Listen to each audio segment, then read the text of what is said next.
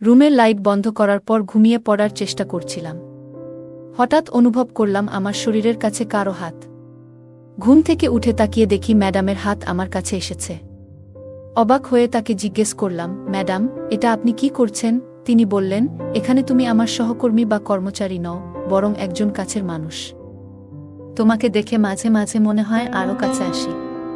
তুমি কেন সবসময় দূরে সরে যাও? এই বলে তিনি আমাদের আশ্রমের শিক্ষিকা ছিলেন খুব সুন্দরী। গায়ের রং ছিল ফর্সা আর একটু স্বাস্থ্যবান, যা তাকে আরও সুন্দর করে তুলেছিল। প্রথম দেখেই আমি তাকে মন থেকে ভালোবেসেছিলাম। তিনি শাড়ি পরতে অনেক ভালোবাসতেন। তিনি সবসময় আমার সঙ্গে খুব আন্তরিকভাবে কথা বলতেন। তার এই আন্তরিকতা প্রথম বুঝতে পারি যখন এক সন্ধ্যায় তিনি আমাকে তার বাড়িতে ডাকলেন। সেদিন তিনি স্কুলে আসেননি, যা নিয়ে আমিও কিছুটা উদ্বিগ্ন ছিলাম।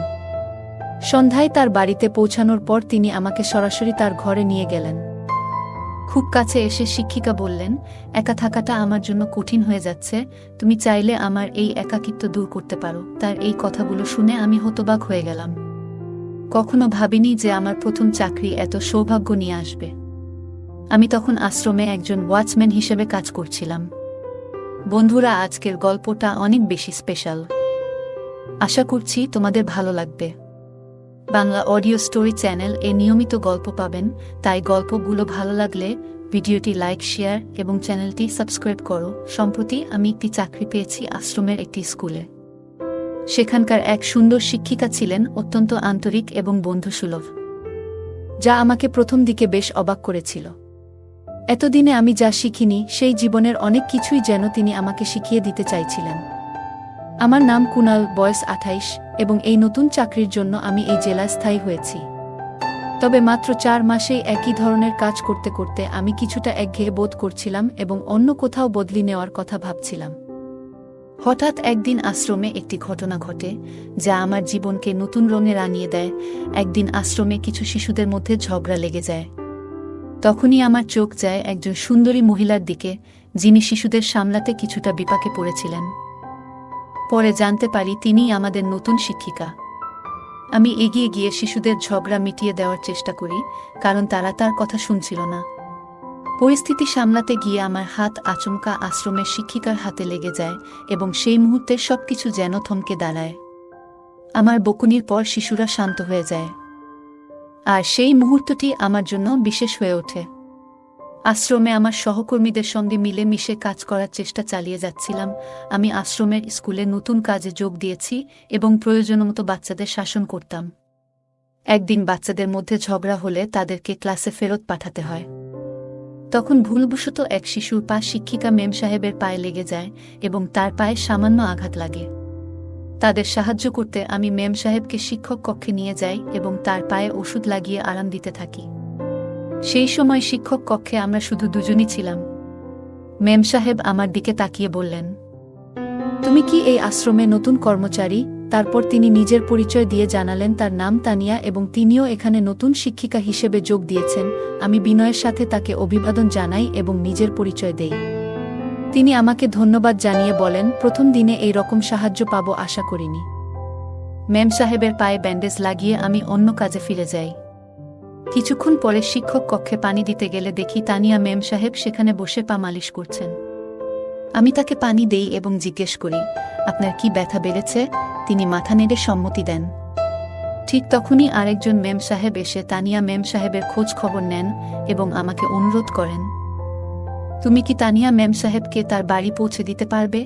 আমি রাজি হয়ে তানিয়া মেম সাহেবকে তার বাড়ি পৌঁছে দিই।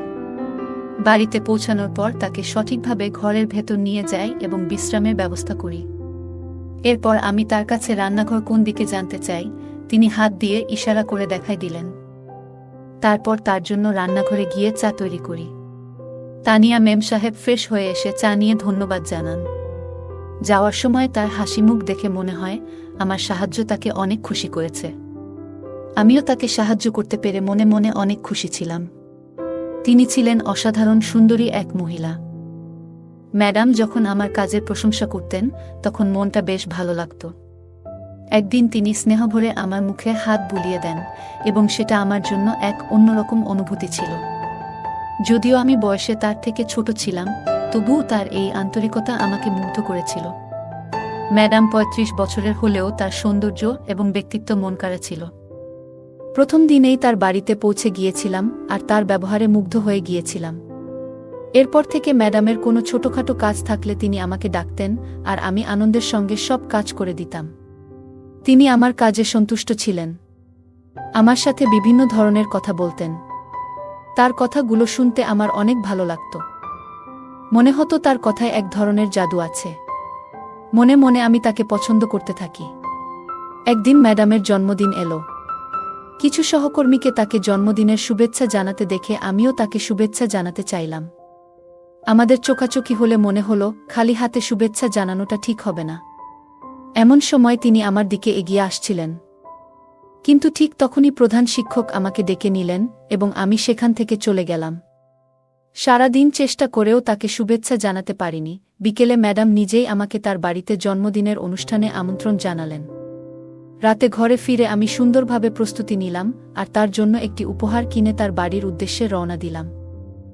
আমি যখন সেখানে পৌঁছালাম, আমার উপস্থিতি শুনে ম্যাডাম নিজেই গেট পর্যন্ত এসে আমাকে স্বাগত জানালেন।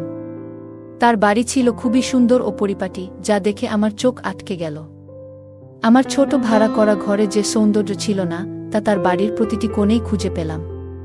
ঘরে ঢুকে দেখলাম আমাদের ছাড়া আর কেউ নেই। টেবিলে একটি জন্মদিনের কেক রাখা ছিল, যা দেখে মনে হলো হয়তো কোনো অতিথি কেক নিয়ে এসেছেন। আমি ম্যাডামকে জিজ্ঞেস করলাম, এখানে কি আর কেউ আসবে? এতক্ষণ ধরে আমি একাই বসে আছি। তখন তিনি হাসি দিয়ে বললেন, এখানে আমি আর তুমি ছাড়া আর কেউ নেই। আমি অবাক হয়ে জিজ্ঞেস করলাম, তাহলে এই কেক কে নিয়ে এসেছে? ম্যাডাম মৃদু হেসে বললেন, এই কেক আমি নিজেই কিনে এনেছি। এটা শুনে আমার খারাপ লাগলো। কেন আমি নিজেই কেক আনার কথা ভাবলাম না? আমি মনে মনে নিজেকে দোষ দিতে লাগলাম। ম্যাডামের কাছে ক্ষমা চেয়ে বললাম, ম্যাডাম, সত্যি বলছি, আমারও মনে করা উচিত ছিল আপনার জন্য কেক আনার। তখন তিনি আমার পাশে এসে বসলেন এবং বললেন, তুমি কি জানো, আমি একটু অভিমান করেছি। তুমি স্কুলে আমাকে জন্মদিনের শুভেচ্ছা জানাওনি কেন? এই বলে তিনি কিছুটা অভিমানের সঙ্গে মুখ ফিরিয়ে বসে রইলেন। তার এমন অভিমান দেখে আমি একটু অবাক হলাম। আমি তার সামনে হাঁটু গেড়ে বসে তাকে গিফট দিলাম এবং জন্মদিনের শুভেচ্ছা জানালাম। আমি বললাম, ম্যাডাম, আপনাকে খালি হাতে শুভেচ্ছা জানাতে ইচ্ছে করছিল না, তাই সকালে কিছু বলিনি। গিফট দেখে ম্যাডাম বললেন, কুনাল, এত মূল্যবান গিফট আনার কি দরকার ছিল? তোমার আশাটাই আমার জন্য অনেক বড় বিষয়। এরপর তিনি আমার হাত ধরে কেক কাটলেন এবং আমাকে নিজ হাতে কেক খাওয়ালেন। আমি হাসি দিয়ে জিজ্ঞেস করলাম, ম্যাডাম, আপনার কি বাড়িতে আর কেউ নেই? আপনার স্বামী কি অন্য কোথাও থাকেন? তিনি মৃদু হাসলেন এবং বললেন, না, আমার এখনো বিয়ে হয়নি। আসলে বিয়ের ব্যাপারে আমার আগ্রহ নেই, তাই একাই জীবন কাটাচ্ছি। তাকে এত সুন্দর দেখে মনে হলো তার সৌন্দর্য নিয়ে প্রশংসা করার মতো কেউ নেই। সেই রাতে তার ঘরেই রাতের খাবার খেলাম। তার হাতের রান্নার স্বাদও ছিল অসাধারণ। গল্প করতে করতে কখন যে রাত 10:30 বেজে গেছে খেয়াল করিনি। ঘড়ির দিকে তাকিয়ে বললাম, এবার আমি আসি, অনেক রাত হয়ে গেছে। তখন ম্যাডাম হেসে বললেন, কুনাল, এত তাড়া কিসের? আর একটু বসো না। একা থাকার কারণে হয়তো তিনি আমাকে সঙ্গ দিতে চাইছিলেন। আমিও ভাবলাম, আজ রাতে একটু বেশি সময় কাটালেও ক্ষতি নেই। আমি ভেবে দেখলাম, আমিও তো একা থাকি, তাই এখানে রাতটা কাটাতে কোনো সমস্যা হবে না।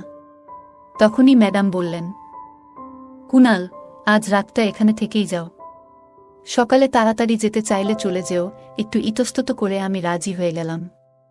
এরপর তিনি নিজের ঘরে চলে গেলেন এবং কিছুক্ষণ পর আমাকে ডাকলেন।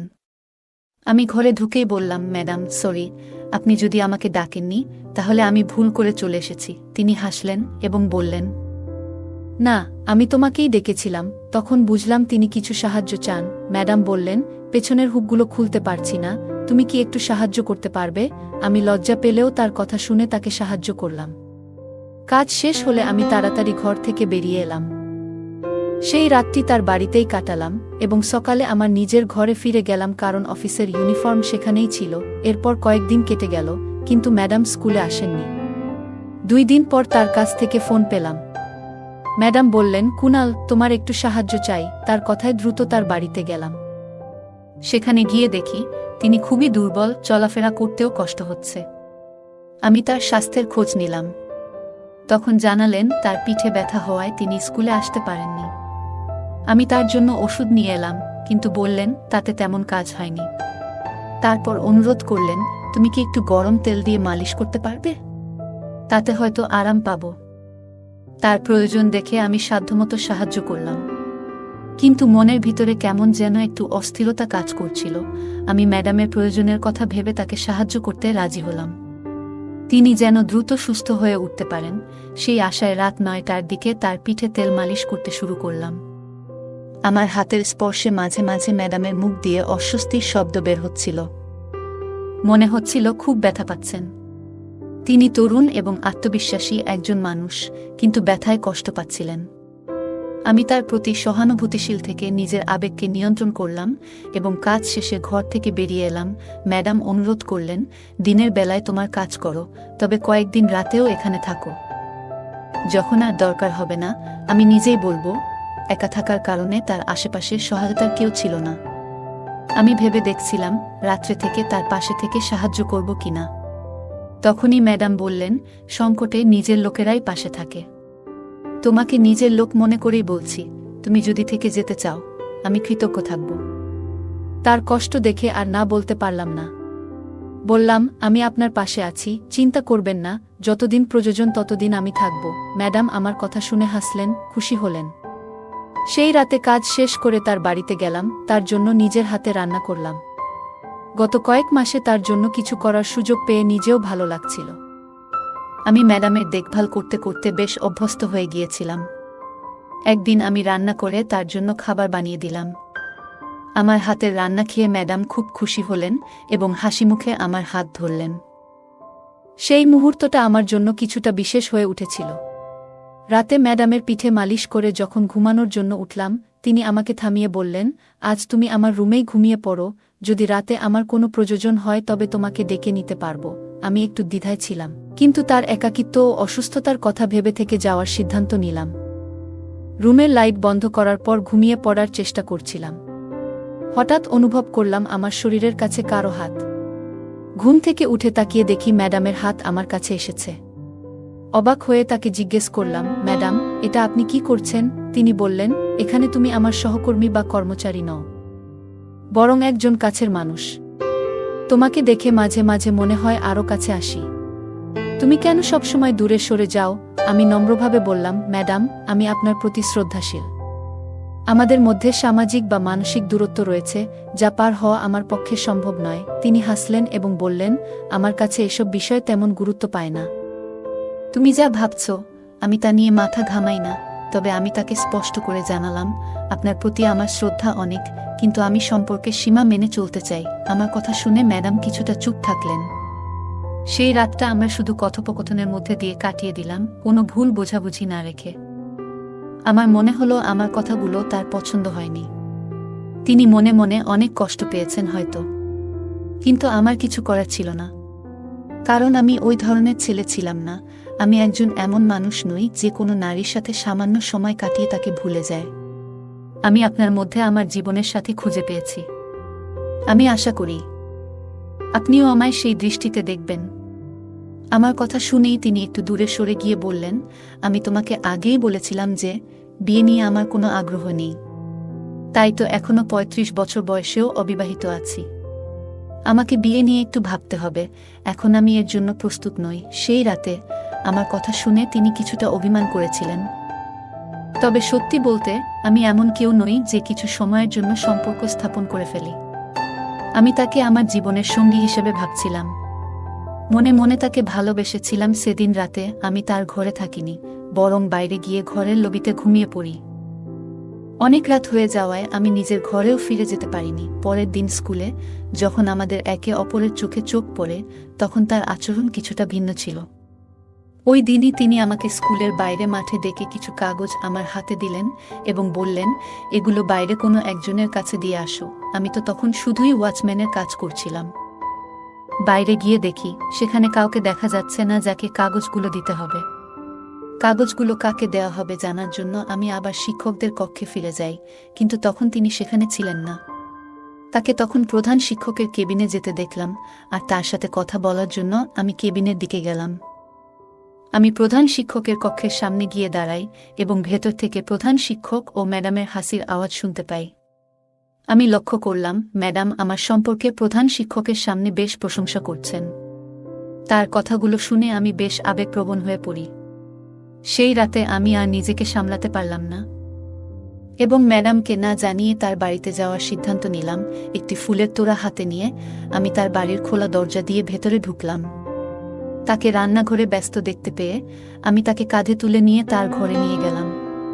ঘরে গিয়ে তাকে বিছানায় শুইয়ে পাশে বসে পড়লাম, কিন্তু তখন তার চোখে মুখে কিছুটা অস্বস্তি ও আতঙ্কের ছাপ দেখতে পেলাম। আমি কাছে গিয়ে বললাম, ম্যাডাম, কাল তো আপনি আমায় এতটাই উৎসাহ দিয়েছিলেন, আজ কেন এতটা বিচলিত লাগছে? আমি তার কপালের ঘাম মুছতে যাব ঠিক তখনই ঘরের বাথরুম থেকে একজন বেরিয়ে এলেন। তাকে দেখে ম্যাডাম অবাক হয়ে বসে পড়লেন এবং আমায় বিস্মিতভাবে তাকিয়ে রইলেন। সেই ব্যক্তি আর কেউ নন, আমাদের স্কুলের প্রধান শিক্ষক। তাদের দুজনের মুখের অবস্থা দেখে বুঝতে পারলাম তাদের সম্পর্কটা শুধু সহকর্মিতায় সীমাবদ্ধ নয়। আমি একটু মুচকি হেসে বললাম, ম্যাডাম, আপনার এই সত্যটাই তো জানতে চেয়েছিলাম। ভালো হয়েছে ভোরে অন্য কোনোভাবে দেখতে হয়নি। আপনার মিথ্যে আবেগে বাধা পড়ে আমি যেন এক প্রকার আপনার কৃতদাস হয়ে গিয়েছিলাম। আজ সকালে প্রধান শিক্ষকের কক্ষে আপনি আমার প্রশংসা করছিলেন, আমি শেষবি শুনেছি। আসলে আপনি আমাকে আপনার মায়াজালে আটকে সব বেআইনি কাজ করাতে চেয়েছিলেন। এতদিন আমি আপনাকে সম্মান করে আপনার প্রতি অনুভূতির কারণে সব কাজ করেছি। আপনি যা যা করতে বলেছিলেন আমি কখনো প্রশ্ন করিনি, কিন্তু আপনি আমার সাথে প্রতারণা করে বড় ভুল করেছেন। আপনি একজন ভণ্ড শিক্ষক। আপনার আসল রূপ আজ আমার সামনে উন্মোচিত হল। কিছু মাস ধরে আপনি আমার চারপাশে ঘুরছিলেন, আমাকে কাছে ডাকছিলেন। হয়তো ভাবছিলেন আমি আপনাকে ভালোবাসব না, কিন্তু আপনার সাথে জন্মদিনে কেক কাটার পর যখন আপনি আমার হাত ধরেছিলেন তখন আমার মনে আরও গভীর অনুভূতি তৈরি হয়েছিল। আপনাকে আমি সত্যিকারের ভালোবাসতে শুরু করেছিলাম। এমনকি একদিনও যদি আপনি স্কুলে না আসতেন আমি চিন্তিত হয়ে পড়তাম। কিন্তু মনে হচ্ছে ভাগ্য অন্য কিছু পরিকল্পনা করে রেখেছিল এবং ঘটনাচক্রে আপনার আসল সত্য আমার সামনে আসে। আপনার অভিনয়ে প্রধান শিক্ষকও আপনাকে নিয়ে মোহগ্রস্ত হয়ে পড়েছিলেন। যাকে নিয়োগ দেওয়ার কথা ছিল তার জায়গায় আপনাকে চাকরি দেওয়া হয়েছে, এটা শুনে আমি সব বুঝতে পারলাম। আপনার যোগ্যতার বিষয়েও আমি পরিষ্কারভাবে অবগত হয়েছি এবং এও জানি আপনার শিক্ষা এমনকি পর্যাপ্ত মাত্রায় হয়নি। গত কয়েকদিনে আমি লক্ষ্য করেছি স্কুলের গুদাম থেকে যে খাবারের বস্তাগুলো আমার গাড়িতে তুলতে বলতেন সেগুলো পরে কালোবাজারে বিক্রি করছিলেন। আশ্রমের দরিদ্র শিশুদের জন্য বরাদ্দ খাবার চুরি করতে গিয়ে আপনাদের কোনো লজ্জাবোধও হয়নি। প্রতিদিন আশ্রমের শিশুরা খাবারের অভাবে কষ্ট পায়। তাদেরই অভিশাপে আজ তোমাদের সত্য আমার সামনে এসেছে। আমার কথা শুনে দুজনেই হেসে উঠলেন। প্রধান শিক্ষক আমাকে উপহাস করে বললেন, তুই তো স্রেফ একজন সাধারণ কর্মী, আমাদের সামনে যা ইচ্ছে বলছিস, কিন্তু বাইরের কেউ তোকে গুরুত্ব দেবে না। শুনে রাখ, আমি নিজেই স্বীকার করছি যে এই মহিলাকে অন্য একজন যোগ্য প্রার্থীকে বাদ দিয়ে চাকরি দিয়েছি। শুধু তাই নয়, আশ্রমের খাবারও বাইরে বিক্রি করি। প্রধান শিক্ষক আরও বলেন, তুই যা বলবি বলো, আমাদের কিছুই করতে পারবি না। সবকিছু তোর সামনে স্বীকার করেও তোর কোনো লাভ হবে না। আমাদের বিরুদ্ধে কিছু করার ক্ষমতা তোর নেই। এই কথা শুনে প্রধান শিক্ষক এবং ম্যাডাম একসাথে আমায় উপহাস করে হাসতে লাগলেন। সত্যি আমার কিছু করার ছিল না, কারণ আমি সামান্য একজন ওয়াচম্যান। আমার মতো গরিবেরা তাদের মতো ধনীদের কি আর করতে পারি। তার কয়েকদিন পর আমি সে চাকরি বাদ দিয়ে অন্য এক জায়গায় চাকরি নেই। এখন সেখানেই অনেক ভালো দিন কাটছে আমার। না আছে কোনো ঝামেলা, না আছে কারো প্রতি আমার মায়া।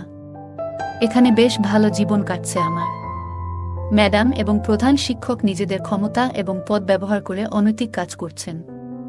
ম্যাডাম প্রধান শিক্ষকের সঙ্গে তার সম্পর্কের সুযোগ নিয়ে চাকরি এবং অন্যান্য সুযোগ সুবিধা পেয়েছেন, যা প্রকৃত অর্থে তার প্রাপ্য ছিল না। এখান থেকে আমরা দেখতে পাই ক্ষমতা এবং প্রভাব খাটিয়ে অন্যের অধিকার হরণ করা নিন্দনীয়। এই ধরনের অন্যায় ব্যবহার সমাজের নৈতিক ভিত্তিকে দুর্বল করে দেয়। ওয়াচম্যান ম্যাডামের প্রতি ভালোবাসা এবং স্নেহ অনুভব করেছিলেন। তিনি বিশ্বাস করেছিলেন যে ম্যাডাম তাকে সম্মান এবং ভালোবাসা দেন। কিন্তু বাস্তবে ম্যাডাম কৃত্রিমভাবে এই আবেগ দেখিয়েছিলেন শুধুমাত্র নিজের স্বার্থসিদ্ধির জন্য। এই ঘটনা আমাদের শিখায় যে বিশ্বাস অর্জন করতে যেমন সময় লাগে, তেমনি একবার বিশ্বাস ভেঙে গেলে তা আর ফিরিয়ে আনা সম্ভব নয়। আমরা যাদের ভালোবাসি তাদের প্রতি সদয় এবং সৎ হওয়া উচিত, নয়তো একদিন সেই সম্পর্ক ভেঙে যাবে। গল্পে উল্লেখ আছে যে আশ্রমের দরিদ্র শিশুদের জন্য বরাদ্দকৃত খাবার কালোবাজারে বিক্রি করে দেয়া হচ্ছে। এটা অত্যন্ত নিন্দনীয় একটি অপরাধ। দরিদ্র ও অসহায় শিশুদের জন্য বরাদ্দকৃত সম্পদ ব্যবহার করে তারা তাদের শোষণ করছে। এর ফলে দরিদ্র মানুষ আরও দরিদ্র হয়ে পড়ে এবং তাদের প্রতি সমাজের কর্তব্য অবহেলিত হয়। এই ধরনের অপরাধ আমাদেরকে শিখায় যে সমাজের দুর্বল অংশের অধিকার রক্ষা আমাদের সবার দায়িত্ব এবং তাদের জন্য বরাদ্দকৃত সম্পদ চুরি করা মানবিক অপরাধ। গল্পের শেষে ওয়াচম্যান দেখায় যে একজন মানুষের আত্মসম্মান গুরুত্বপূর্ণ, নিজের মর্যাদা বজায় রেখে জীবনযাপন করা এবং অন্যায়ের কাছে মাথা নত না করাই শ্রেয়। তিনি চাকরি ছেড়ে অন্য জায়গায় ভালোভাবে জীবন যাপন করছেন, যা বোঝায় যে আত্মসম্মান রক্ষার জন্য অন্যায় পরিস্থিতি ত্যাগ করা উচিত। গল্পের ওয়াচম্যান অনুভব করে যে ম্যাডাম তার প্রতি কৃত্রিম আবেগ প্রদর্শন করেছিলেন। সত্যিকার ভালোবাসা কখনো প্রতারণা করে না। গল্পটি শিখিয়ে দেয় অন্ধভাবে কারো উপর ভরসা করা উচিত নয়। বন্ধুরা, যদি এই গল্পটি ভালো লেগে থাকে তাহলে দয়া করে ভিডিওটি লাইক করুন এবং আমাদের বাংলা অডিও স্টোরি চ্যানেলটি সাবস্ক্রাইব করুন। পাশে থাকা বেল আইকনটি প্রেস করুন যাতে করে আমরা যখনই নতুন ভিডিও আপলোড করি তার নোটিফিকেশন সবার আগে আপনার কাছে পৌঁছে যায়। ধন্যবাদ, দেখা হবে আমাদের পরবর্তী ভিডিওতে।